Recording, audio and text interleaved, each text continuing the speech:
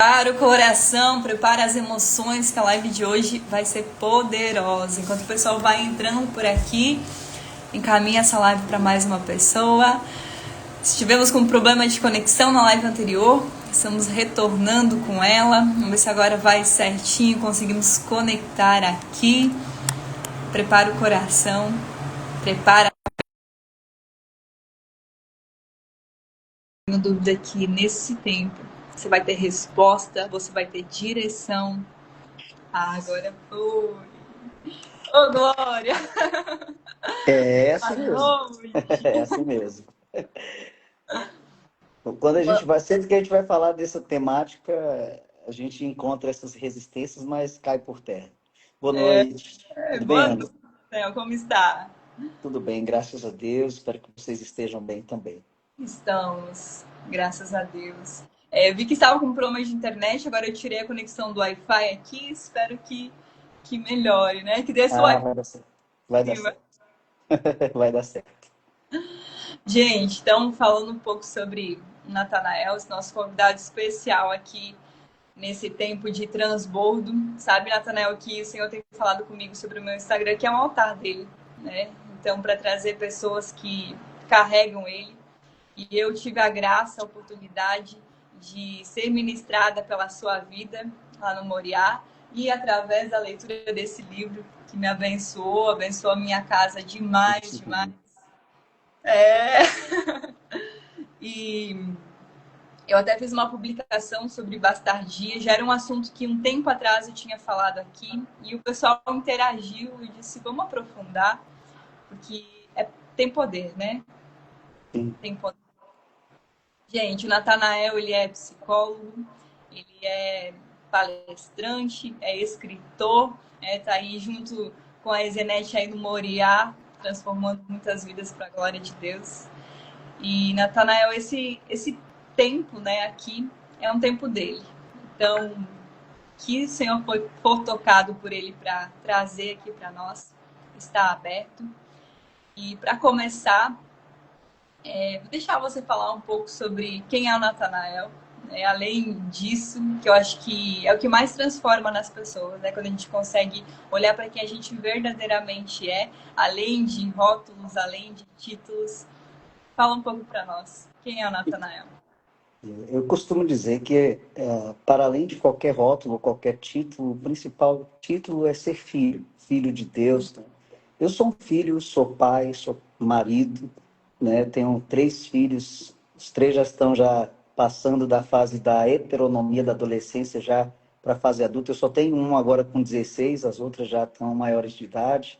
Eu sou casado há 23 anos com Grace, né? A Grace, costumo dizer que é a graça de Deus encarnada na minha vida, né? Sem ela não estaria por aqui certamente. Na verdade, fui pastor por alguns anos, né? Fui pastor por alguns anos de igreja local. Hoje eu não atuo no campo ministerial, atuo mais na clínica como neuropsicólogo. Sou professor de seminário teológico, né? Mas para além disso, eu gosto de ser isso aí que o Márcio colocou, amigo, né? Gosto de ser conselheiro, de estar perto das pessoas, né? De entender que o ser humano ele nasceu e vive para os relacionamentos, né? E eu acredito que a gente podia orar, né? Eu aprendi algo muito interessante, né? A gente precisa abrir tudo fazendo menção do nome dele, tá? Pode ser? Pode, amém, com certeza. Vamos orar então. Pai, nós te damos graças por esse momento, louvamos o Senhor pela vida da Ana, da sua família, do seu esposo, tudo aquilo que eles carregam, Senhor, que essa live seja para a tua glória, que cada pessoa que entrar aqui, Senhor, seja realmente tocada, envolvida pela presença do teu Espírito Santo e que nós mesmos possamos ser impactados por aquilo que o Senhor é em nós.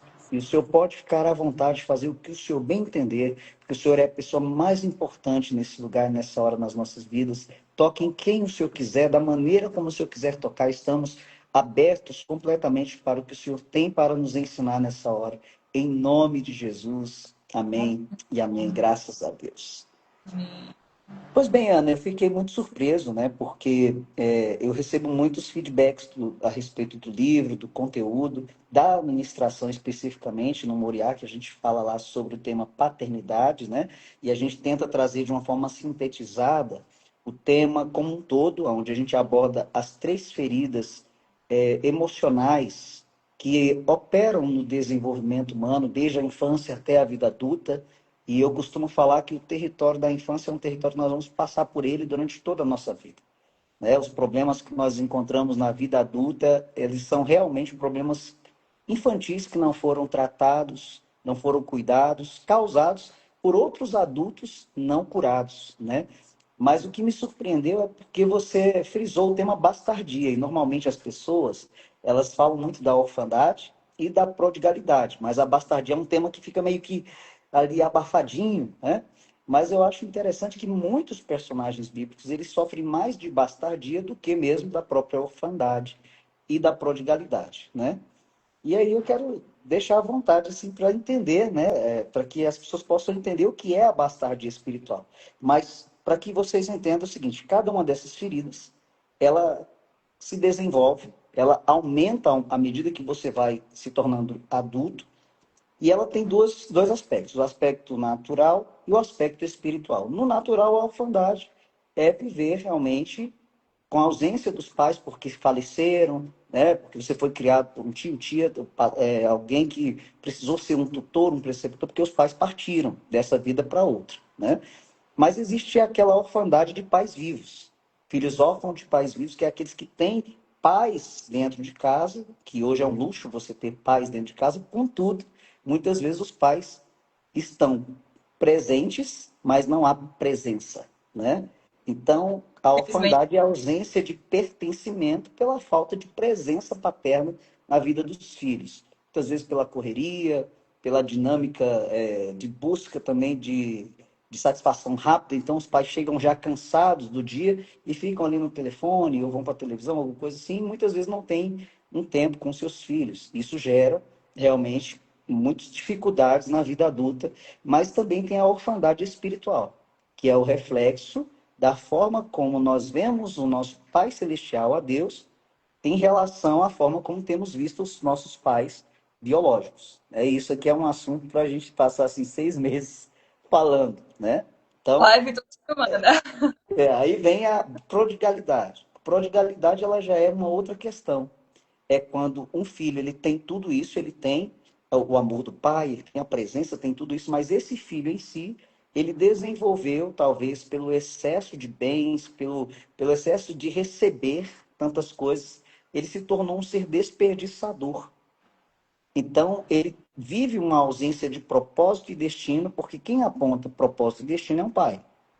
É o pai que aponta essas coisas. E quando você não tem alguém para apontar propósito e destino, realmente te informar qual que é a sua identidade, então você desperdiça oportunidade, você desperdiça relacionamento, você desperdiça recursos, né? Como a história lá, a parábola do filho pródigo da Bíblia, né? Mas para a gente frisar na bastardia, a bastardia já é uma outra questão. Por exemplo, na vida natural, na vida física, é quando um filho ele é gerado e concebido fora do sacramento, fora de um casamento. Então esse filho ele é gerado fora do casamento, ele é considerado ali um filho bastardo, né? Ou é gerado pelas vias da prostituição, pelas vias de relacionamentos ilícitos. Esse filho é considerado um filho bastardo porque ele vai fazer parte de um grupo familiar da qual de fato ele não pertence, né? Então é interessante que a bastardia ela gera uma ausência de uma identidade legítima. Sabe quando alguém diz assim, esse aqui é filho só do meu pai, esse aqui é filho só da minha mãe, esse aqui é filho do meu pai de outro casamento. Só que no mundo espiritual também existe a bastardia espiritual, que é a, o olhar para Deus sem se sentir merecedor, sem se sentir legítimo, legitimado enquanto filho. Então, isso provoca aí algumas coisas, né? Eu costumo dizer que a bastardia espiritual ela não é uma rebeldia e nem falta de chamado, é um deslocamento interno de identidade. Se você está tomando nota, aí você acha que você tem que grifar isso aqui, né? A bastardia espiritual, que é o que a gente está abordando aqui, Até eu ela vou não, tomar aqui. ela não é rebeldia, nem é falta de chamado. Por exemplo, né? Não vou dar muitos exemplos aqui meus, mas eu fui gerado e concebido, né? Eu tenho permissão dos meus pais para falar sobre isso. Eles me conceberam antes do casamento. Muito embora, quando a minha mãe estava grávida, ela casou. Mas eu fui concebida, a concepção ocorreu antes. Naturalmente, espiritualmente, eu vivi isso. Eu vivi muitas vezes o que muita gente pensava ser rebeldia, ou que não conseguia me encontrar num chamado, ia de um lado para o outro, correndo de um lado para ver o que é que acontecia. Mas quando eu entendi, eu percebi que isso era um deslocamento interno de identidade, né? Muitas vezes a pessoa ela está no ambiente certo, ela faz as coisas certas, mas não se sente autorizada a ocupar o próprio lugar. Isso é Você muito já, forte. você já viu gente assim? Já Já, conheceu gente assim? já vivi isso. E Então, é, lembro, quando eu comecei, quando eu tive os primeiros entendimentos sobre essa questão da bastardia, foi algo que foi muito transformador para mim. E quando eu li o seu livro, você fala muito sobre a bastardia espiritual e a emocional. sim, Eu disse, nossa, isso é um verdadeiro romper, você ter um entendimento disso e entender qual que é o caminho, né, para mudar isso. E hoje eu trabalho com a parte de comunicação e eu busco muito realmente pessoas com chamado, com propósito para posicionar elas, porque eu sei que é muito além, né, da venda de um produto, de um serviço, mas é um legado que é construído. E eu vejo tantas pessoas que carregam algo tão grande dentro de si, que é uma unção vinda de Deus, e que elas não conseguem se posicionar. E quando começa a entender essa parte emocional e espiritual, muita coisa se explica. Então, hoje a gente absolutamente. está falando sobre estratégia de comunicação e a gente está voltando lá para o emocional e dizendo, não, é interno, é dentro. Sim, Porque a comunicação, quando se olha para o digital, ele tem que vir como um transbordo, uma extensão de quem você é, não como algo forçado, difícil. Não é o final, é a parte. sim. E uma das marcas dessa ferida, emocionalmente falando, uma das principais marcas chama-se indisciplina. Você acredita que uma pessoa bastarda emocionalmente, ela transborda em disciplina, ela começa as coisas e não termina, ela, ela, ela tem ali uma sujeição muito forte à opinião do outro, o que é que o outro vai estar pensando, então ela se torna refém. Porque, na verdade, o texto bíblico que fala sobre a bastardia espiritual e também emocional é Hebreus 12:8. Ela diz: se estáis sem disciplina, sois bastardos e não filhos. Porque quem é que disciplina o filho? É um pai. E geralmente pais que carregam culpa acerca da concepção, do gerar daquele filho, muitas vezes eles não disciplinam aquele filho. Uma coisa muito interessante na história bíblica, em alguns personagens bastardos, é que eles eram colocados para trabalhar para o pai e não para trabalhar com o pai. Eles serviam ao pai, não com o pai. Então, nós temos o exemplo de Davi, que culturalmente acredita-se que era um filho bastardo, né? Pelo texto que diz assim: eu fui gerado em iniquidade e concebido em pecado. Meu pai me concebeu, me gerou em iniquidade, porque pai é o que gera, e minha mãe me concebeu em pecado, que ainda estavam na relação pecaminosa até que o nascimento de Davi, né? Tanto da concepção ao nascimento. O resultado é que todos os irmãos de Davi, eles tinham uma posição no exército de Saul, eles tinham um lugar à mesa, eles tinham o afeto, o afago e a presença do pai, mas Davi estava lá cuidando de ovelhas. E ele cuidava das ovelhas do pai. Para quê? Para que ele estivesse sempre distante de casa, porque o filho bastardo ele era considerado uma vergonha para a família. Ele era considerado a decepção. Isso aqui é o reflexo do pecado do nosso pai. Isso aqui é o reflexo da iniquidade do nosso pai. Então os irmãos tinham uma aversão a Davi, uma repulsa. E o pai achava Davi insignificante. Ele vai, no momento em que Samuel vai ungir Davi, que ele pergunta, depois de passar por todos os irmãos, assim: Jessé, você não tem mais nenhum filho? Que ele diz assim: ah, tem um, mas ele é pequeno. Eu estou aqui interpretando com o rosto, porque é assim que eu leio a Bíblia, né? Ah, tem um, mas ele é pequeno, eu nem o convidei para a mesa, né? E Samuel vai dizer o seguinte: pois ninguém vai se sentar nessa mesa até que Davi chegue, porque ninguém pode sentar à mesa antes do rei, antes do escolhido. Isso deve ter sido assim um colapso para Jessé, um colapso, porque Jessé chamou os principais. Mas Davi não chama, porque Davi estava sujo, Davi estava fedido, Davi estava longe, né? Não foi convidado. Só que a palavra pequeno, que Jessé usa, o significado dessa palavra no hebraico é pequeno, é desprezível, insignificante. É a palavra caton. Se você quiser pesquisar depois, pode pesquisar a palavra caton ou catan, que significa desprezível, insignificante. Ou seja, o bastardo, ele era considerado insignificante, desprezível pelo próprio pai que o gerou. Isso gera no adulto o quê? Um sentimento de não pertencimento mesmo. O que é que Davi vai desejar ao longo da vida dele nos Salmos? Uma coisa eu peço ao Senhor e a buscarei, que eu possa habitar todos os dias em sua casa. Né? Olha só, ele queria habitar. Ele diz, quem poderá subir ao monte do Senhor? Quem poderá habitar no seu santo lugar? Então ele estava o tempo todo querendo habitar, querendo... No Salmo 23, ele vai ter a celebração da vida dele. Ele vai dizer assim, preparas uma mesa para mim. Tem uma mesa para mim. Na presença dos meus adversários, quem eram? Os adversários, os irmãos, o pai, né? A família ali, era adversário dele. Então você vai perceber que Davi, ele mergulhou na bastardia.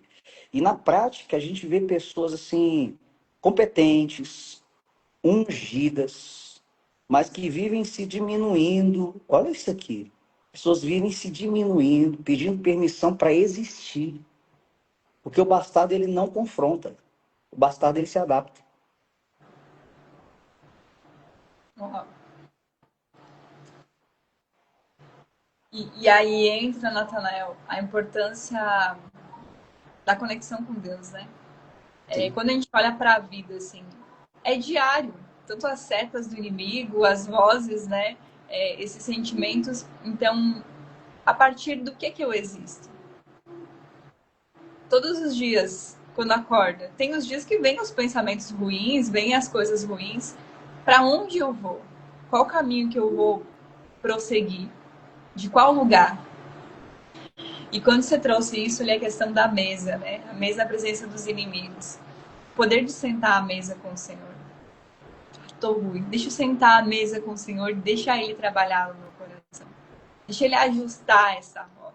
Deixa Ele me orientar, esse buscar a cura.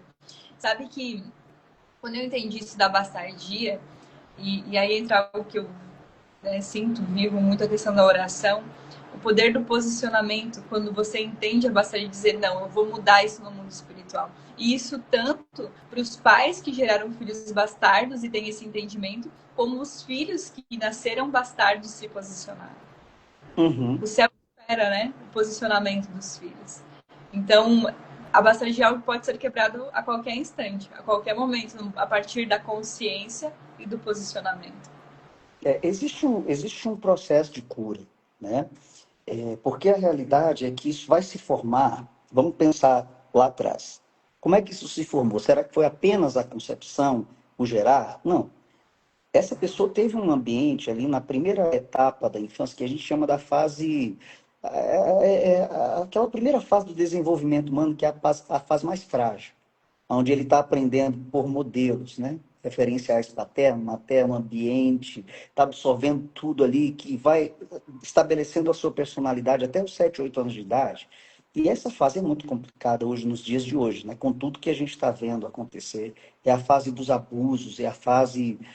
Agora você imagina, se um filho que é considerado amado, legítimo, dentro de casa, passa por dificuldades de referência, imagina um bastardo que está ali sendo tratado como qualquer um que está ali dentro, às vezes tem que fazer vários serviços, mais do que os outros da casa, cheio de argumentos, não, você faz porque você sabe melhor, deixa o seu irmão ali e tal. Então isso se forma em ambientes onde o pertencimento é condicionado. Isso é muito sério, porque quando a pessoa aprende que só será aceita se performar, então ela cresce servindo, produzindo, mas internamente sem identidade. Aí vem o espírito de escravidão. Entende? Quando a Bíblia fala sobre espírito de escravidão, não está falando de um espírito demoníaco. Está falando do seu espírito interior, a pessoa interior ser escrava. Romanos 8,15, né? Não recebestes um espírito de escravidão, mas espírito de adoção. Né? Não recebestes um espírito de escravidão para viveres outra vez atemorizado. Ou seja, é uma pessoa que vive atemorizada. Será que eu posso falar? Será que eu faço parte disso? Deixa eu performar. Deixa eu mostrar quem eu sou. E aí vai lá. Então, essa pessoa ela está espiritualmente ativa, mas emocionalmente ainda em escravidão de aceitação. E aí acontece algo muito forte. Anota aí. O chamado não cura a bastardia. Ele expõe. Pessoas bastardas, quando começam a agir, a atuar no ministério, na comunicação, seja lá onde for, ela vai performar demais e a bastardia vai ficar exposta. Hoje nós temos visto, quanto mais a pessoa cresce, mais se percebe, ela mais percebe que não se sente pronta para ocupar aquele lugar. Né? Eu experimentei isso por muito tempo, tipo assim, né? Eu estou escrevendo um livro, será que esse livro realmente vai chegar? Será que é só mais um livro? Né? Então, eu tenho 3 livros escritos, e cada livro é um processo, tenho cursos prontos, mas cada coisa é um processo. Então, eu mesmo estou rompendo ainda com muitas coisas, porque a gente vai crescendo.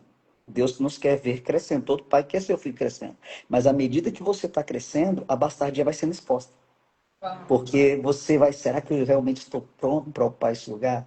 Será que as pessoas vão validar o que eu estou fazendo? Será que elas vão aceitar, vão receber, vão comprar, né? Natanael, e você, né, que já tem uma trajetória aí para compartilhar, já tem um legado sendo construído e tenho certeza que você ouve pouco do impacto que você faz, mas que muitas vidas já foram realmente, pela graça de Deus, né, curadas através da sua vida. E agora você trouxe, né, essa questão que é algo que você vive. O que você diz para aqueles que sabem que tem um chamado de Deus, né, que tem algo para viver, para cumprir, mas que lutam diariamente com isso? O que você Olha, diz para essas pessoas?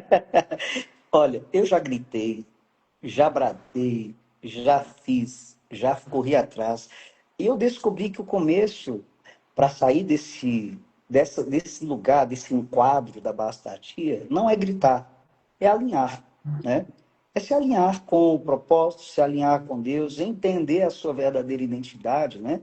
E entender o seguinte: primeiro, a gente precisa. Anota aí que eu vou passar uma receitinha para você. Essa parte é receitinha de bolo, mas depois vem o seu toque especial e todo o mover do Espírito na sua vida, né? Primeiro é a consciência. A gente tem que perceber que aquilo que não é conscientizado te governa. Né? Então, eu tenho que estar consciente sem me culpar disso. Ok, vivi a bastardia e tal. Então, eu tenho que perceber que todo o meu procedimento não foi um processo propositado de querer, não. Foi uma adaptação, não um defeito. Todo o meu processo foi processo adaptativo. Segundo, é a gente viver de microposicionamentos. Talvez você não vai conseguir ter um posicionamento gigantesco no primeiro momento, mas microposicionamentos diários, pequenas falas, pequenos limites, pequenas permanências, porque hoje a gente está vivendo, Ana, um processo que as pessoas elas estão perdendo a capacidade de sustentar Uau. aquilo que elas criam, aquilo que elas elaboram. Então, não é um processo de perder apenas. A gente tem que aprender a sustentar aquilo que a gente faz, aquilo que a gente fala. Não é falar tudo, mas também é não desaparecer. Uau. Você tem que permanecer ali, né? É muito importante estar arraigado, fundamentado no amor, nos propósitos de Deus. E você vai perceber algo interessante, preciso falar isso. No dia a dia, isso vai começar a aparecer, isso é um sintoma, é bom você avaliar a partir disso. A partir do momento que a pessoa começa a evitar confrontos, ela evita confronto a todo custo, se diminui nas conversas que tem com outras pessoas, vai aceitando situações que a ferem, depois ela sofre em silêncio, até se culpa por aquilo que aconteceu. Essas pessoas tendem a servir muito mais, né? Elas tendem a servir muito, mas não ocupam o seu espaço. Então é muito importante fazer essa autoavaliação para começar a trabalhar isso, né? Porque quem não se sente filho pede permissão para existir. Isso é muito forte. Não é Isso é... falta de inteligência ou de espiritualidade, é insegurança de identidade. O medo, ele vai travando a voz do sujeito. A pessoa pensa, discerne, sente, mas não sustenta aquilo que ela realmente é. E filho não precisa pedir permissão para existir, ele simplesmente existe. Ah, Né? essa eu tenho que anotar. O filho não precisa de permissão para existir, não, ele existe. Você vê que quando aquele rapaz, o irmão mais velho do filho pródigo, o filho pródigo é um desperdiçador, ele sai de casa. Ele pede a herança para gastar. Ele está desperdiçando ali, está desperdiçando a presença do pai, ele está desperdiçando ali a fazenda, está desperdiçando tudo que ele tinha para viver a vida que ele imaginava. Ele sai e vai viver aquela vida lá fora, tá? Absolutamente.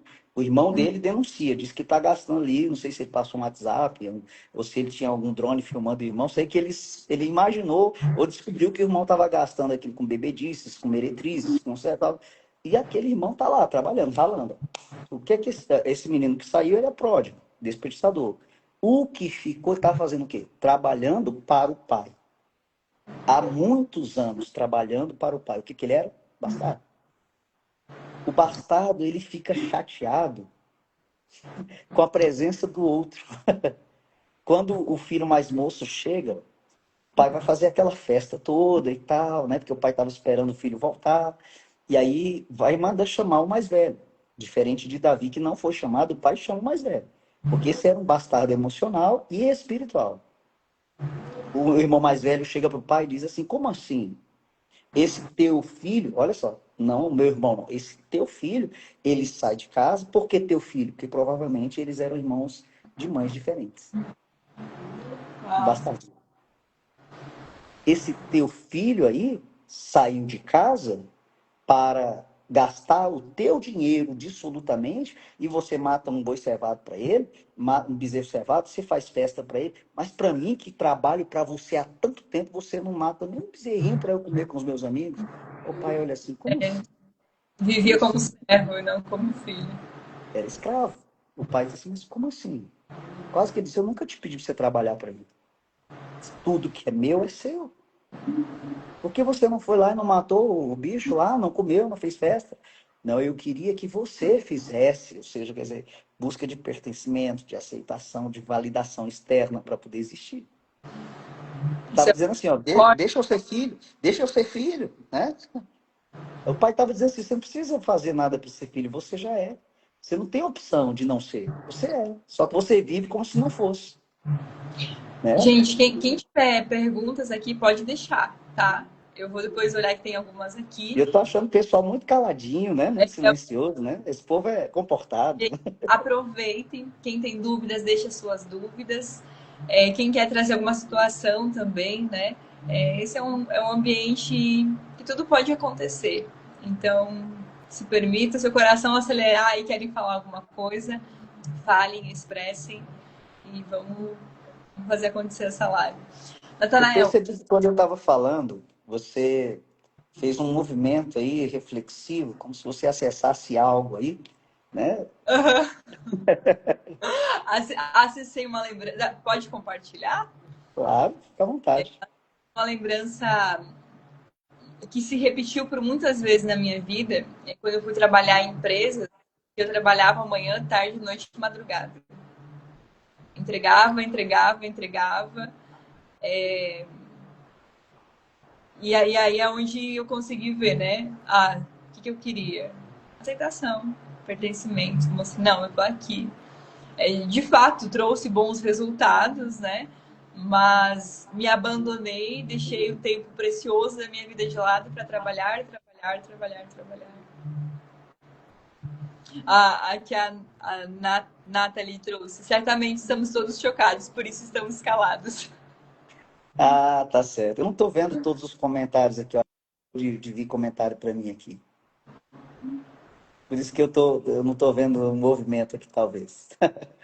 Mas é interessante isso. A bastardia, para mim, é um ponto alto. Eu acho que você vai perceber que eu até enfoquei mais na bastardia até do que na orfandade ali, porque é uma experiência mais próxima da minha realidade. Né? A gente vive um pouco de cada uma delas, um pouco da orfandade, até que nós nos deparamos. Todas as pessoas vivem? Ou só realmente quem tem isso? Como é? Olha, nós vamos viver em alguma dimensão. Se não vivermos isso na vida natural, biológica, A gente vai viver isso emocionalmente ou espiritualmente. O fato é que nós viemos, sabe, Ana, uma das coisas mais fortes que eu ouvi na minha formação enquanto psicólogo foi o seguinte, né? Quando um filho ele chega nessa fase dos 7 anos, ele começa a conhecer os seus pais, certo? Até então é papai para cá, papai para lá, mamãe para cá, mamãe para lá, tá tudo é divertido. Mas quando ele começa a ganhar um pouquinho de consciência da vida, né? Quando tem uma frase do senso comum que diz assim, né? A frase do senso comum é assim: desde que eu me entendo por gente, né? Então, quando a pessoa começa a se entender por gente, ela começa a perceber algumas coisas. Só que ela projeta toda a segurança, ela projeta toda a necessidade, carência nesses pais. Isso quando eles têm, tá certo? Porque hoje é um luxo você ter pais casados, cristãos, que vivem bem, tá um luxo.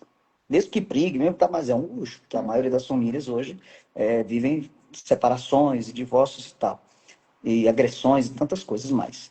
Mas o fato é que quando essa pessoa ela vai perceber, mesmo criança, que os pais estão cansados, feridos e muitas vezes sozinhos. E ela vai começar a procurar respostas. Só que a gente só vai entender que nem tudo merece uma resposta quando a gente fica adulto e maduro. Entende? Ela vai começar a procurar respostas. Só que esses pais foram crianças feridas, que muitas vezes até se casaram para sair daquele ambiente doentio, de abandono, buscando afeto no outro, porque não sei se você sabe, mas quando a gente procura um casamento, um cônjuge, na verdade a gente está em busca de cura das nossas feridas anteriores.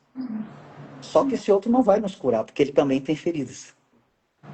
Entende? É, E aí os pais também estão vivendo a vida pela primeira vez. Você imagina um negócio desse. É a primeira vez que eu casei, a primeira vez que eu me tornei adulto, é a primeira vez que eu estou vivendo a minha idade, é a primeira vez que eu estou tendo um filho. Vamos saber tudo sobre isso. Então as dores são muito profundas. Naturalmente, praticamente todas as pessoas vão viver isso. De alguma forma, em alguma dimensão. tem algumas perguntas aqui. Como o pastor Natanael faz sobre acompanhamento de quem vive orfandade? O caso é meu filho. Eu não faço acompanhamento específico sobre essas coisas, né? O meu acompanhamento hoje é um acompanhamento psicológico, terapêutico, visando mesmo o cuidado emocional do sujeito. E quando temos a oportunidade de falar questões espirituais, como uma palestra, uma ministração, uma pregação, aí a gente toca nessa temática e normalmente a gente percebe que com o entendimento a pessoa vai sendo transformada. No caso de filhos, as pessoas mais apropriadas para curar esse filho, para tratar esse filho, são os pais. Porque o problema da orfandade nesse filho já existe. Da prodigalidade, da bastardia já existe.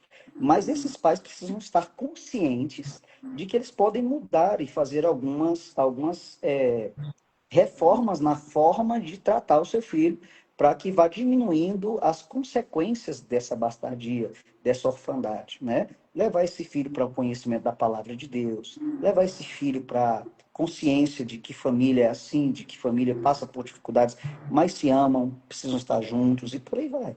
Porque o texto mais forte da Bíblia para mim é João 1,12, que ele diz: mas a todos quantos o receberam, deu-lhes o poder de serem feitos filhos de Deus. Essa palavra deu-lhes o poder, Ana, ela vem do grego. É uma palavra chamada ginomai. Ela não significa que você está se tornando a partir dele. Ela está dizendo que você está se conscientizando de. Ou seja, eu não estou me tornando filho de Deus, eu estou me conscientizando que eu sou.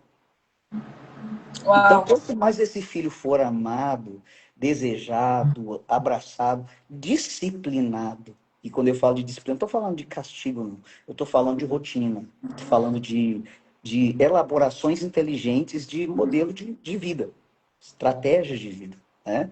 Menos da bastardia ele vai experimentar, sabe? Mas um dia na vida adulta, essa consciência vai vir por completo. E eu falo o seguinte: só é possível curar bastardia, orfandade e prodigalidade depois de adulto.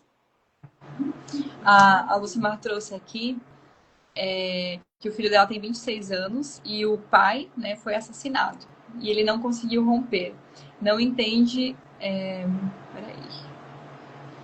não entende como foi seu pai, mas ele é cristão, só ainda não conseguiu romper nessa questão. Uhum. Quando existe uma fatalidade como essa, né, quando existe uma tragédia assim, existem fatores muito complexos que Foi, um foi nem tratamento, é, aconteceu. então, aí ele não experimentou a vivência com esse pai aí, né, poder brincar, desenvolver, ser direcionado, né, mas é importante pensar o seguinte, agora como adulto, ele precisa se encontrar em si mesmo agora, e se encontrar também em Deus. Então, o que ele precisa fazer é fazer uma boa terapia para lidar com esse luto, que é um luto que não foi tratado, né? Um trauma que existe, foi o assassinato do pai, que traumas não elaborados, eles se tornam dores permanentes, né? E muitas vezes somatizam no corpo. Então, uma boa terapia faz toda a diferença. E um acompanhamento também pastoral, um cuidado, um discipulado, trazendo o entendimento de que é o seguinte, Jesus, eu vou trazer uma chave para vocês aqui espiritual muito forte. Jesus ele vai dizer nas Escrituras assim, ó, a ninguém sobre a terra chameis vosso Pai, porque vocês só têm um, é o Pai que está no céu. A ninguém sobre a terra chameis vosso Mestre, porque vocês só têm um. Então, tipo assim, ele está dizendo o seguinte, essas pessoas que passam pela sua vida, elas foram sim usadas por Deus para um período da sua vida, para um momento da sua vida, carregam um título paterno, a função paterna, mas não são para sempre. Eles não estão aí para sempre. Então, para que você não se sinta órfão, sozinho, isolado, Deus vai dizer assim, não chame ninguém na terra de pai. Quando ele diz não chame, ele não está dizendo para desonrar pai e mãe. Ele está dizendo o seguinte, honre o seu pai e a sua mãe, porque eles trouxeram você à vida, eles te deram o melhor de si, mesmo errando, mas deram o melhor de si. Mas quando você se sentir só, lembre-se que o seu único pai está no céu. É o Pai Celestial, a quem Jesus veio apresentar para nós aqui. E muitas vezes, Ana, nós temos um problema seríssimo. A oração do Pai Nosso, ela diz assim na terra como no céu. Não é o contrário. Quando Deus fez o homem, ele disse assim, façamos, pois, ao homem a nossa imagem, conforme a nossa semelhança. Imagem é aparência, semelhança é comportamento, funcionalidade. Só que o que é que a gente faz? A gente olha para o nosso Pai da terra e quer fazer a imagem de Deus a imagem e semelhança do Pai da terra, e não o contrário. É isso que nos adoece. Que a gente fica revoltado com Deus, a gente fica chateado, triste com Deus, porque acha que Deus vai agir exatamente como os nossos pais terrenos agiram, errando, tentando acertar. Então, desvincular essa figura é muito importante, né? Aquele pai que foi assassinado, ele foi pai até o dia em que ele foi ceifado a sua vida, ele foi pai. Então, até ali eu sou grato. Mas a partir daqui, eu preciso entender que existe uma vida pela frente e que eu tenho um pai que está cuidando de mim, que não vem porque eu estou precisando dele agora. Mas Jesus disse que ele estaria conosco todos os dias. Eu estou indo para o Pai, mas não vou deixar vocês órfãos. Eu vou rogar ao Pai que envie o Espírito Santo para cumprir um papel de consolá-los, de lembrar vocês, de cuidar de vocês, de fazer vocês se lembrarem que vocês não estão sozinhos nessa vida. Que vocês podem romper com qualquer angústia, trauma, tristeza, medo, dor, né? Não é simples, mas é possível. Você faz acompanhamento? Tem mais uma pergunta aqui. Eu tenho, sim, consultório, tenho clínica, né? Mas hoje nós temos um doce problema, que é uma agenda bem cheia. Assim, a gente tem uma demanda muito grande, uma fila de espera para atendimento. Às vezes as pessoas até ficam tristes, chateadas com a gente, porque a gente dá essa informação. Hoje eu estou trabalhando, encaminhando pessoas, né? Às vezes eu consigo fazer uma primeira consulta e encaminhar para outro profissional que é de confiança nosso, né? E a gente está projetando aí montar uma equipe de profissionais psicológicos de várias abordagens para acompanhar esses casos, sendo acompanhados por nós assim também de perto. E temos preparado aí alguns projetos para esse ano que vão trabalhar essas áreas, cada uma delas de forma muito minuciosa, muito detalhada e espiritual, porque eu costumo dizer que nem tudo é espiritual, mas a gente precisa discernir tudo espiritualmente. Então a gente vai caminhar por esse território também, né? Tem um comentário aqui do meu marido, excelentíssimo. Eu queria Querido, ver. primeiramente, privilégio estar te ouvindo novamente. A gente esteve juntos fazendo Moriá e foi bênção demais. Ele trabalha, ele é mentor de inteligência emocional, ele traz a seguinte: como curar a bastardia, tendo em vista uma raiz de rejeição tão grande? O primeiro passo para sair da bastardia, vamos falar, o primeiro passo para sair dela é permanecer inteiro onde antes você sumia,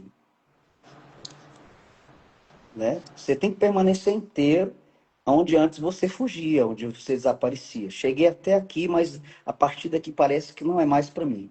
Se você se perceber fazendo mais para os outros e deixando você de lado, entenda bem, isso aqui não é aquela questão da crença do eu, o eu, não é o eu, não. É porque muitas vezes a gente fica tão focado no lado de fora, no outro, que esquece de nós aqui.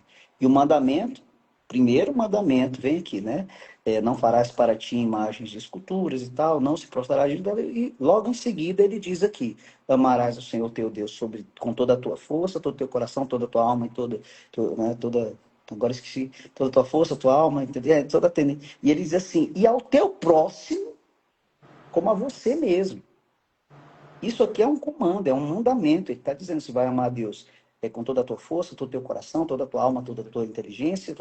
Mas se você não amar a si mesmo, você não conseguirá amar ninguém. Você vai ter no máximo empatia. Mas amor não. Entende? E empatia, simpatia é uma coisa. Agora, você amar alguém, né, ao ponto de realmente entregar ao outro o que você tem de melhor, você precisa ter primeiro para você, porque não é dar o que eu não tenho, é compartilhar do que eu tenho. É hipocrisia eu tentar dar para o outro aquilo que eu não tenho para mim, né? Então a gente tem que entender o seguinte: sempre tem que ter o primeiro passo. Então permaneça inteiro, onde antes você sumia, onde antes você desistia, onde antes você se apagava, porque não teve ali no primeiro momento a validação do outro, né? O segundo passo é entender o seguinte: você é filho legítimo de Deus. Mesmo que a palavra adoção exista, essa palavra adoção na Bíblia, ela não carrega o mesmo significado que é para nós aqui ocidentais. A palavra adoção na Bíblia significa legitimação. Então, quando ele diz assim, vocês receberam um espírito de adoção, ele está dizendo assim: esse espírito legitima vocês como filhos. Efésios 4:6 é o versículo mais forte de paternidade que eu já vi na minha vida. Que ele diz assim: ó, há um só Deus e Pai de todos. Está em todos, age através de todos e sobre todos. Ele não está dizendo que Deus será pai, não. Ele é pai de todos. Então não existe um ser humano na face da terra que não seja filho. Tem muitos aí que vivem como se não fosse. Mas todos são. Pô, viver o que é, né? Exatamente. É aí que Jesus entra. Eu tenho que ir até Jesus para saber que o pai de Jesus é meu pai também.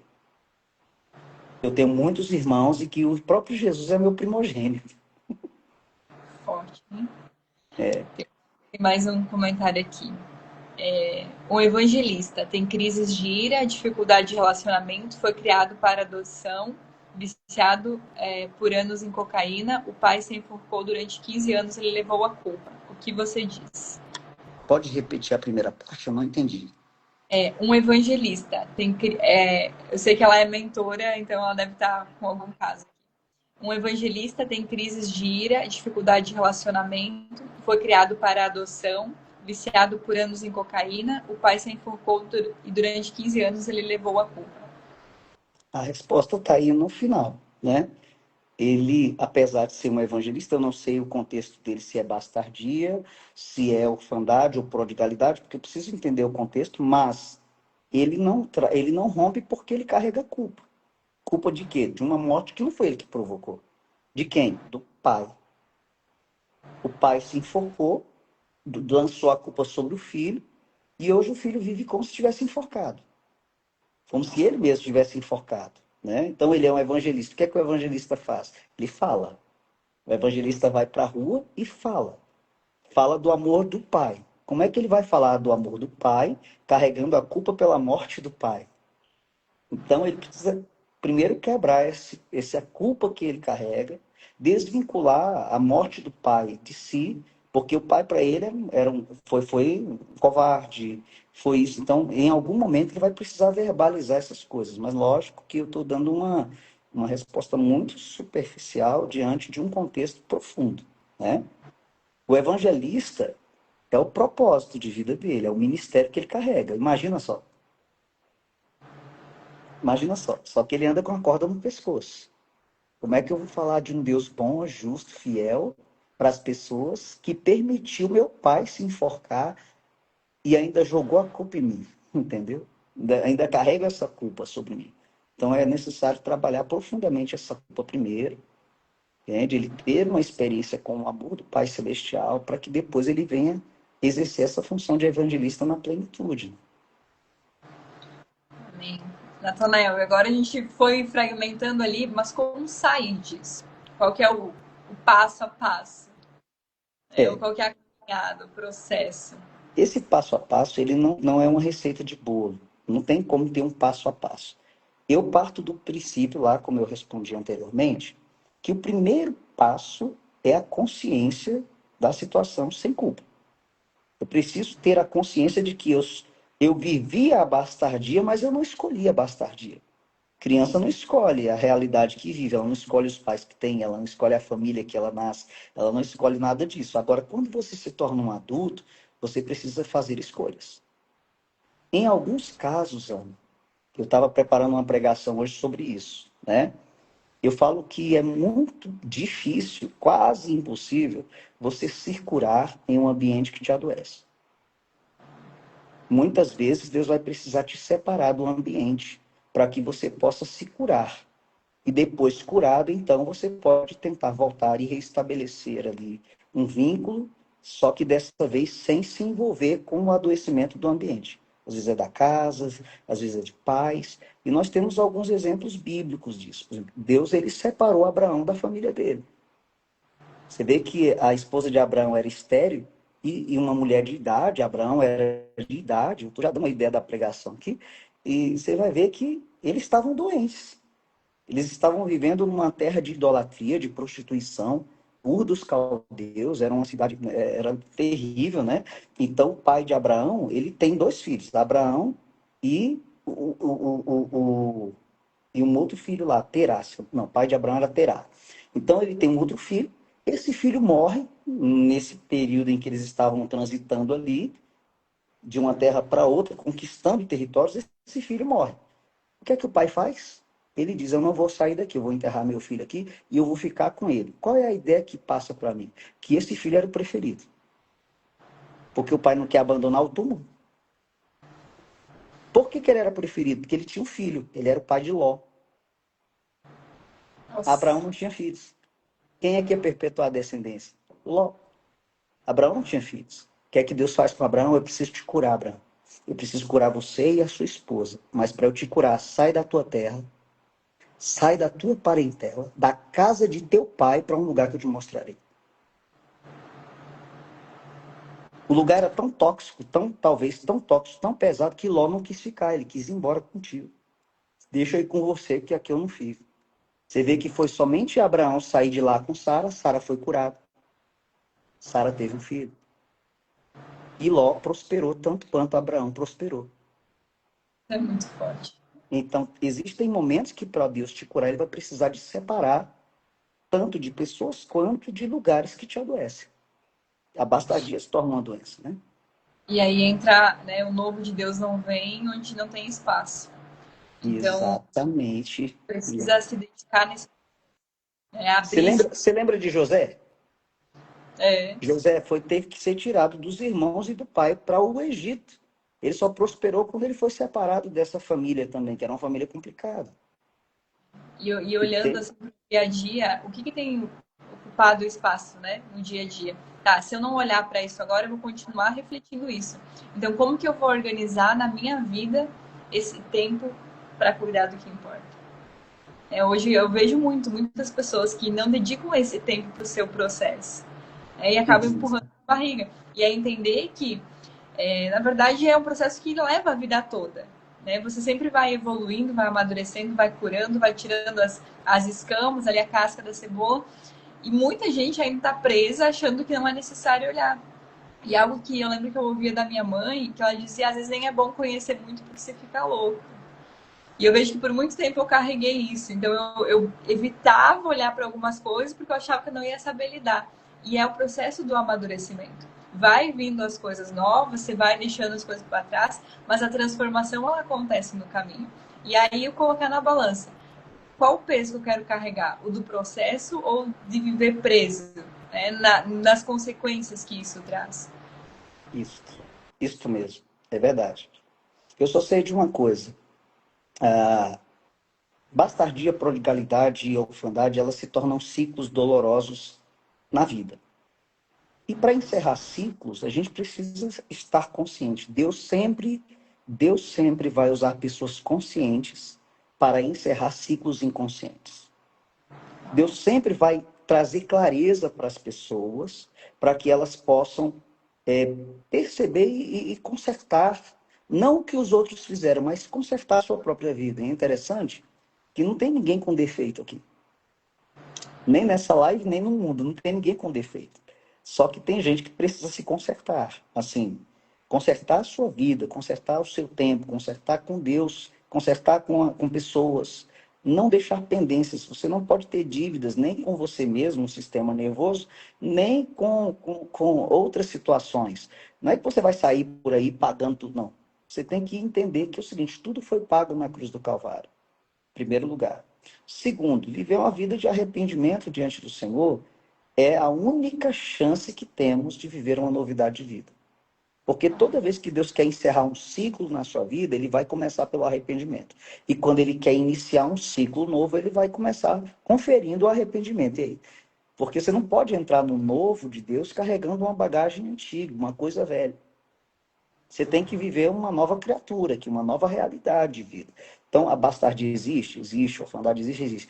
Ah, eu vou sentir, eu vou deixar de sentir essa dor em algum momento da minha vida, eu vou deixar de sentir. Querido, eu aprendi algo poderoso. Se não restar um pouco de dor da sua história em você, é provável que você nunca vai conseguir reconhecer a dor do outro.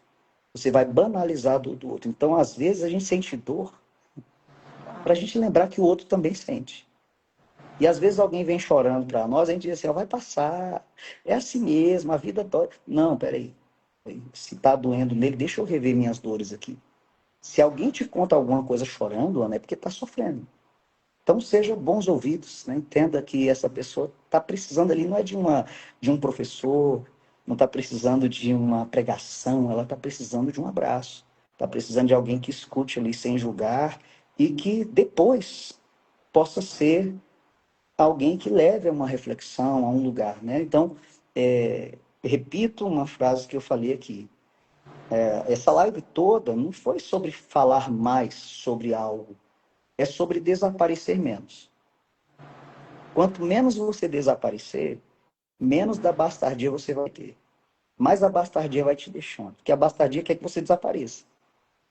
A bastardia quer que você suma, né? Não complete o que você tem de completar. Então, observe onde é que você tem se diminuído, onde que você se cala, você precisaria se posicionar, onde você sai antes até de permanecer. Então, para sair da bastardia é permanecer inteiro, inteiro, né? Forte, hein? É muito Gente, sério, isso é muito sério, é forte demais. Rita, tá profundo aqui. E é aquela hora que eu devo estar fazendo aquelas caras de estar lembrando de tanta coisa. Mas a gente tem que lembrar o seguinte, né? Gálatas 4:7, ele diz assim, vocês não são mais servos, vocês são filhos. Então, quando você se pegar servindo demais, só para ver se você está servindo porque o pai te pediu ou porque você quer performar.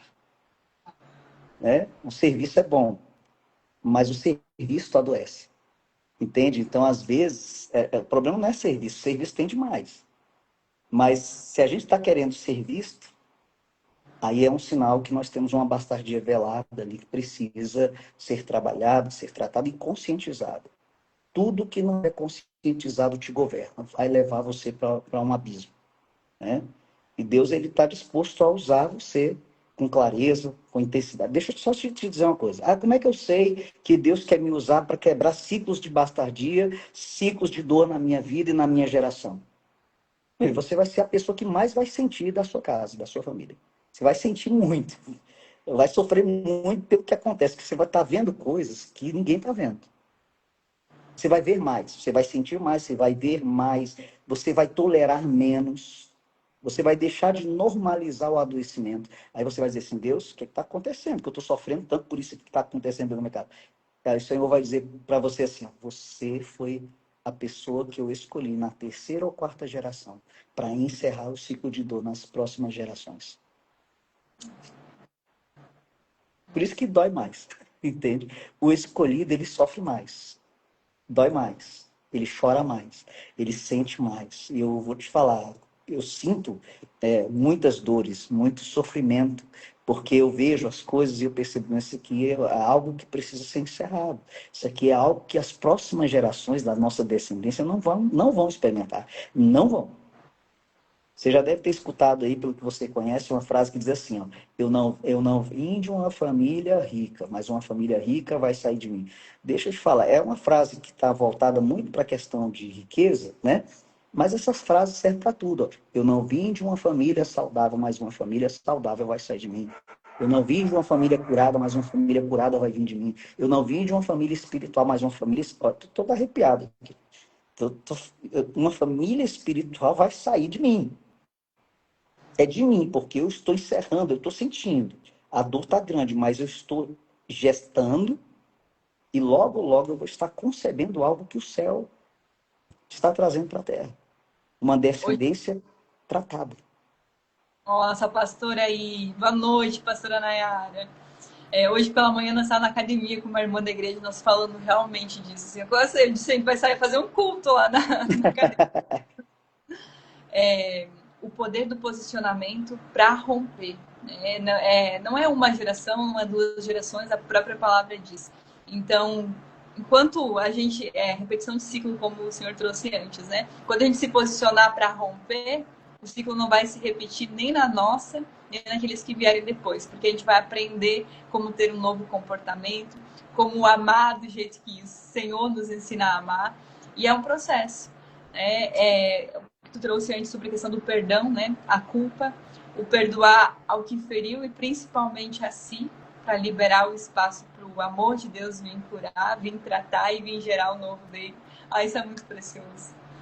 E no livro, já falamos finalmente, vou dar um spoiler, né, para quem ainda não comprou o livro, Gente, tem um ponto aqui, ó, né? Depois de um exercício, ele diz assim, o processo de cura é contínuo e exige disposição para enfrentar as feridas. Mas é através desse enfrentamento que a verdadeira liberdade e restauração acontece. Então, quando a gente entende, se conscientiza e enfrenta, vai doer, mas vai curar. Porque remédio doce camufla, anestesia, mas remédio amargo cura. Então eu tenho que ir nas profundezas da minha dor, ver o que está por trás disso e começar a vomitar, começar a colocar para fora, começar a elaborar isso e nomear, porque tudo que é nomeado se transforma, né? Tem que ter nome. É culpa, é medo, é raiva, é dor. O que é que eu estou sentindo? Primeiro eu nomeio, depois eu começo a processar essas coisas. Porque dizer assim, você está suportando a dor do processo, tá? Mas e qual processo? Um processo de dor?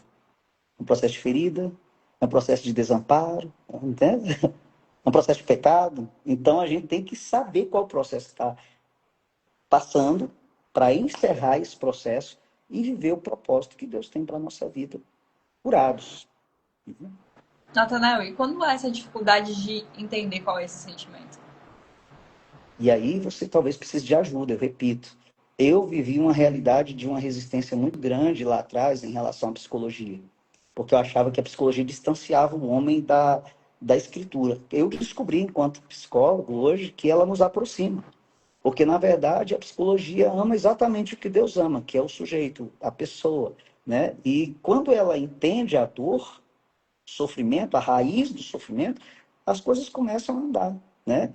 Existe uma dificuldade, sim, às vezes você vai precisar de alguém, tanto que a Bíblia diz lá em Tiago, capítulo 5, verso 16, ele diz assim, olha, vou ler do verso 13, olha só, verso 13, é o versículo mais terapêutico da Bíblia, ele diz, se você está sofrendo, faça uma oração, está dando um passo a passo, que você está sofrendo, ore, você está alegre, cante louvores. A gente tem mania de ficar alegre e sair contando tudo que a gente conquistou para as pessoas antes de cantar louvores a Deus. Então, vamos lá. Está sofrendo, ora. Está alegre, cante louvores. Se você está doente, chama o presbítero da igreja e ele vai vir fazer uma oração, e a oração da fé curará o enfermo, o Senhor o levantará, e se houver cometido pecados, serão perdoados. Olha só o nível que é. Aí ele vai dizer assim, ó, tudo pode. Aí ele diz assim, confessai, pois, as vossas culpas ou pecados uns aos outros, e orai uns pelos outros para que sejam curados. Essa palavra curados aí desse texto do grego é da palavra terapia. O que é que significa terapia no português? Terapia. Então esse processo aqui é terapêutico. Eu estou sofrendo, então eu vou orar. Porque na oração eu falo e me escuto. Eu falo e me escuto. Por que quando eu estou alegre eu preciso cantar louvores? Porque a alegria ela passa rápido. A alegria é um sentimento que passa muito rápido, entende? Então, eu estou alegre aqui, eu tenho que saltar, eu tenho que mostrar para o meu corpo que eu estou feliz. Se eu estou doente, eu preciso da ajuda de alguém. Aí eu fico doente do intestino, vou no médico. Se eu fico doente do coração, vou no cardiologista. Mas eu estou doente das minhas emoções, ou na minha mente, às vezes fatores hormonais, e eu não procuro um médico de cabeça, que eu acho que vão me julgar por estar louco. Não, querido, você tem que cuidar da integralidade do seu ser. Você pode ter problema de hormônios, pode ter problema de demônio, pode ter problema de mente, pode ter problema de corpo. Você precisa tratar tudo.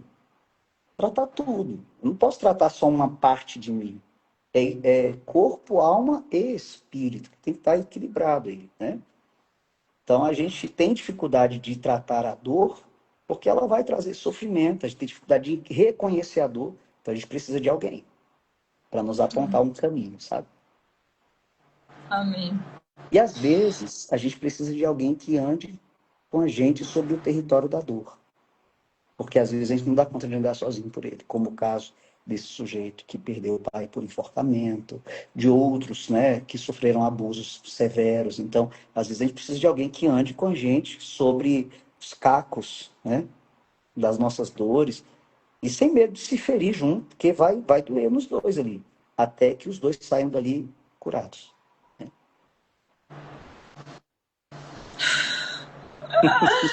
Gente, eu acho que eu nem vou abrir para mais perguntas, porque a gente já passou do tempo aqui. Natanael, só agradecer. Não tenho dúvida que quem está aqui sabe o quanto está saindo dessa live muito mais inteiro para realmente viver aquilo que Deus tem. Foi um tempo de cura, foi um tempo precioso. E eu deixo o convite para quem está aqui. Né? A live vai ficar gravada. Então, encaminhe essa live para outras pessoas, abençoe a vida dessas pessoas. E para finalizar, eu quero só compartilhar uma experiência bem rapidinha, para fechar algo que o senhor falou antes. Quando eu comecei aqui no digital, eu fazia live, e eu lembro nitidamente de uma live específica. Sempre tinha algumas pessoas vendo, mas tinha uma live específica que ninguém. Eu fiz assim num tempo assim, eu tinha um horário fixo de fazer, e naquele dia eu fiz um outro horário e ninguém assistiu. E na época, eu acho que eu nem era convertida ainda. Mas eu já tinha muito essa questão do espiritual, e quando eu senti no meu coração, eu tinha que colocar para fora. Não era quero aparecer, era algo, um anseio, assim. E eu lembro que eu fiz essa live, foi uma live curta, e ninguém viu. E ela ficou salva. E eu lembro assim que hoje eu entendo que era o Espírito Santo, né? Mas na época eu não tinha o entendimento, mas foi muito poderoso, assim. E dias depois, uma pessoa veio me trazer um depoimento que não tirou a vida dela por causa do que foi falado naquela live. Olha, Então, eu sei que o Senhor me chamou para falar sobre comunicação, né, sobre pessoas que carregam o entendimento do que a palavra diz. E quando eu olho para o mundo e eu vejo tanta coisa ruim, tem algo que toca dentro de mim. Enquanto os bons estiverem calados, o mal vai prevalecer.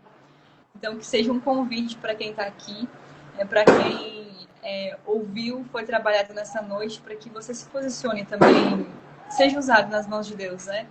Você tem uma história, você tem uma vivência, tem experiência, conhecimento que pode transformar outras vidas. E quando você se dispõe a servir, é muito lindo o que o Senhor faz. Teve uma vez, Natanael, que eu estava passando por algo muito triste dentro de mim e não estava sabendo como lidar, mesmo com ajuda, assim. E eu lembro que uma amiga me chamou e ela disse, Ana, só me veio você para pedir ajuda, eu preciso de ajuda em tal e tal situação. E era o que eu estava vivendo. E ela, né, como eu sempre me dispus a ajudar, ela disse, eu preciso da tua ajuda. E aí eu vi o Senhor me usando para tratar na vida dela aquilo que eu precisava tratar em mim. Então, se abram para servir, se abram para ajudar, que vocês vão ver como o Senhor faz uma transformação tremenda dentro de vocês. Eu falo que esses são os paradoxos de Deus, né? Às vezes, para Deus nos curar, Ele precisa nos mostrar alguém com um problema muito pior do que o nosso, ou mais difícil de se resolver. Não é que o problema é pior por ser pior, é porque, às vezes, para aquela outra pessoa, uma coisa que é simples para nós é mais difícil para o outro. E a gente se vê no outro. A gente enxerga a cura no outro, né? A gente vai trabalhando, né? Eu reconheço muito a cura pela escuta e reconheço muito a cura pela entrega, né? Então, por exemplo, eu mesmo, quando estou ministrando ali no altar da estância, toda vez que eu ministro ali, de alguma forma tem alguma coisa nova que vem e eu acabo saindo dali, eu preciso me curar disso aqui, eu preciso tratar isso aqui, né? Porque toda vez que a gente está falando com o outro, a gente consegue expressar coisas para o outro que às vezes não são validadas para nós mesmos. Inclusive, tem uma intervenção que eu costumo fazer o seguinte, né? O que você, às vezes a pessoa chega sofrendo muito, muito, muito sofrimento, aí eu falo para essa pessoa o seguinte, o que você diria para alguém que você ama muito e que você não queria ver nessa situação, trazendo a mesma situação? Aí a pessoa começa a dar conselho para essa outra pessoa. Eu falei, por que você não consegue trazer isso para você? Ah, não, porque é fácil falar para o outro, é fácil conduzir o outro, mas para nós mesmos, né, é mais complicado, é mais difícil. Mas a minha oração é que a sua oração funcione para você. A minha oração é que os seus conselhos te aconselhem. A minha oração é que as mesmas ferramentas, a mesma instrumentalidade que você é capaz de usar para alguém, com a mesma velocidade, venha para você também. Porque você, antes de amar alguém, você foi amado, né? A gente ama a Deus porque nos amou primeiro. Então, a gente só consegue amar o outro porque nós somos amados também. Então, no dia que você pensar assim, nossa, nunca ninguém me ama, ninguém me quer, lembre-se que a Bíblia diz assim, né? Ele diz, porque Deus amou ao mundo. Não foi somente o indivíduo, Deus amou ao mundo de uma tal maneira. Esse tal aqui, ele existe nas Escrituras porque os antigos tentaram encontrar uma tradução para a palavra que foi usada e não encontraram. Para falar desse amor, né? Deus amou o mundo de uma tal maneira que entregou o seu único filho. Aí você diz, então Deus só tinha um filho? Sim, ele tinha um filho. Mas a Bíblia vai dizer que ele entregou o seu único filho para que todo aquele que nele crê não pereça, mas tenha vida eterna. E através desse filho, ele pôde atrair para si muitos e muitos filhos, né? Jesus deixou de ser o unigênito para ser chamado de primogênito, primeiro de muitos, né? E se você dizer assim também, ah, ninguém nunca ora por mim, ninguém nunca orou por mim, Jesus orou por você lá no Getsemane. Na oração do Getsemane, ele disse, Pai, eu oro para que esses que tu me destes sejam um comigo como eu sou um contigo, e que eles estejam onde eu estiver. E eu não oro apenas por estes, mas também por todos aqueles que ainda hão de conhecer o meu nome. Então, se hoje você está ouvindo falar do nome de Jesus, do nome de Deus, saiba que Jesus orou por você lá no jardim antes de morrer na cruz. E ele orou com sangue no rosto. Então, fica tranquilo. Forte, hein? E Mas, quantos são aqueles que serão alcançados através da tua vida, né? De quem está nos assistindo aqui. Se posiciona. Que vidas serão alcançadas e reconhecerão o amor através de você. Amém. Natanael, eu ia dizer pastor, né? Você não tá tão algumas vezes papa. Como as pessoas podem encontrar esse livro? Olha, para adquirir esse livro, você tem duas opções. A primeira tem um link lá na minha bio. Você vai entrar lá no link e você vai pedir direto da editora. A editora vai mandar para sua casa, bonitinho, dentro de uma caixa. Ah, pastor, mas eu queria muito. Olha, a pastor. Livros mais lindos que eu já vi. Eu até mandei para a editora. Natanael, que livro lindo, lindo, lindo, lindo. Não é bonito, né? Na verdade, tá elegantérrimo, né? E ver assim, o Então, meu valor visual ele é alto, assim, quando. Nossa, é muito lindo. Então, eu agradeço. Aí você entra lá no link e a editora te manda. Ah, mas eu queria dedicado esse livro. Então você vai entrar no meu direct e você vai pedir o livro por lá. Detalhe, nós estamos esgotados com esse livro. A gente só provavelmente deve ter a partir de fevereiro, lá depois do dia 15. Eu tenho, acho que, se eu não me engano, aqui, uns 12 exemplares, que está esgotando, tá, assim, tá muito rápido. Deus tem feito algo assim sobrenatural. E depois dessa live, então, Glória a Deus. Em nome de Jesus. Gente, é bênção demais. Vale a pena. E ó, eu li, Natanael, acho que foi nem uma semana. Eu peguei um capítulo por dia, assim, porque ele é um livro muito prático, ele é muito sim, sim. gostoso. Eu pegava, acho que foi uma semana ali, eu li ele. Então, é um livro Tem, muito bom. tem um detalhe que eu solicitei lá atrás, quando a gente estava fazendo, que ele fosse feito para pessoas que têm TDAH e também têm dislexia. Pessoas que não têm, têm problema de leitura. Então, ele foi dividido, às vezes parece, assim, para quem tem leitura normal, parece que ele está meio desconectado, mas não é desconectado. Ele tem uma fala, que aí ele joga uma frase de efeito para fazer a fala, e as tarefas que existem nele. Então, ele é apropriado. Eu tenho dois testemunhos, uma de uma senhora de idade de 60 e poucos anos, que nunca leu um livro, foi o primeiro livro que ela leu, foi o meu, e de uma outra pessoa, de uma criança que tem TDAH, não lia livro nenhum, e leu o meu livro em uma, sentou e leu o livro todo. Né? Então, Ele é assim, muito bom. ele tem essa característica. Tem. Gente, eu quero deixar um segundo convite para vocês. Natália, deixa eu te perguntar, você vai fazer algum grupo de oração ali? Eu vi que saiu um story essa semana, quem quer estudar a Bíblia contigo. Eu não Gente, quem não sei. é, o acompanhem, sejam abençoados, tá? Quem é dos seguidores dele, para esse tempo, o Senhor tem me chamado para trabalhar com as pessoas que querem comunicar aqui no digital, Nathanael. Eu deixo esse convite para você também. Uhum. Eu fiz um grupo onde eu tô toda semana aí movimentando e realmente trabalhando tanto a parte interna como de posicionamento. E é algo que eu até gravei agora há pouco. Eu uso o grupo para transbordar. Realmente eu vejo que é chamado.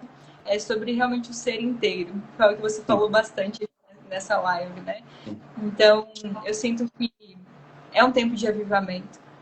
A gente Amém. tem que se encorajar e quem quiser fazer parte do grupo, ele é gratuito, ele é aberto. Então, depois pode deixar no comentário da live ou me chamar no privado. Será uma honra receber vocês e também poder abençoar, de certa forma. Amém. Esse ano é ano de novidades. Tem muita novidade É chegando aí. Eu um vou grande. falar muito disso aí depois, lá para depois do dia 15 de março, mas eu estou fazendo aqui umas enquetes, né, vendo aqui algumas coisas, porque tem muitos grupos de estudos bíblicos por aí, mas algo me despertou esses dias que uma pessoa, né, uma pessoa que eu cuido, ela falou comigo assim, né, olha, eu gostaria muito de ter estudo bíblico com você, porque eu vi que há uma visão um pouco diferente de algumas coisas que eu estou escutando por aí.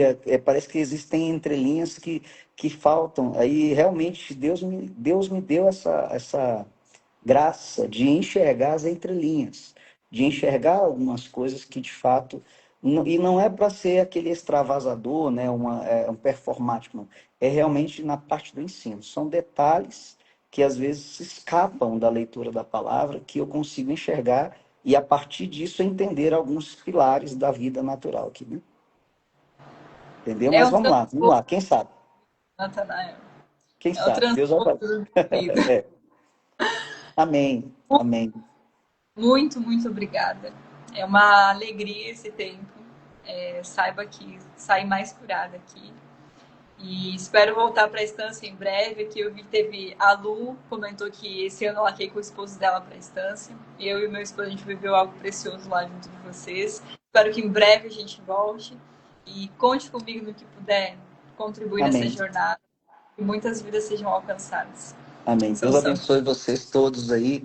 Abraço aí para o seu marido. Deus abençoe toda a casa, todos os projetos e todos vocês que estão assistindo aqui essa live desde o comecinho, sejam aí realmente alcançados pelo amor do Pai, tocados e curados em tudo aquilo que traz dor e sofrimento para a sua vida. Que o próprio Espírito Santo trate, né, no interior de cada um de vocês e do seu interior flua rios de águas vivas. Tá? Deixo aqui Amém. meu abraço para vocês. Amém. Eu ia dizer encerra com uma oração, mas eu acho que já foi. Ah, não, a gente abençoa, sim, que o Senhor possa derramar graça sobre cada um de vocês, que a alegria do Pai venha invadir cada coração, toda a tristeza, angústia, sofrimento, medo seja retirado da sua vida, porque o Senhor não tem te dado um espírito de covardia, mas um espírito de ousadia, de coragem, né? E que o Senhor possa alcançar a sua casa de uma forma sobrenatural, tenhamos uma noite de descanso, de paz, guardados no Senhor em nome de Jesus. E tudo quanto você fizer, você vai prosperar. Em nome de Jesus. Amém, amém. Tanael, fica com Deus. Deus abençoe. Um abraço para toda a família aí. E Amém. até em breve, se Deus Em quiser. nome de Jesus. Deus abençoe vocês. Amém. Pessoal de casa, obrigada pela presença de vocês aqui. Tenho certeza que saíram edificados e continuem nos acompanhando, que vem mais por aí, vem mais bênçãos por aí. Deus abençoe. Amém.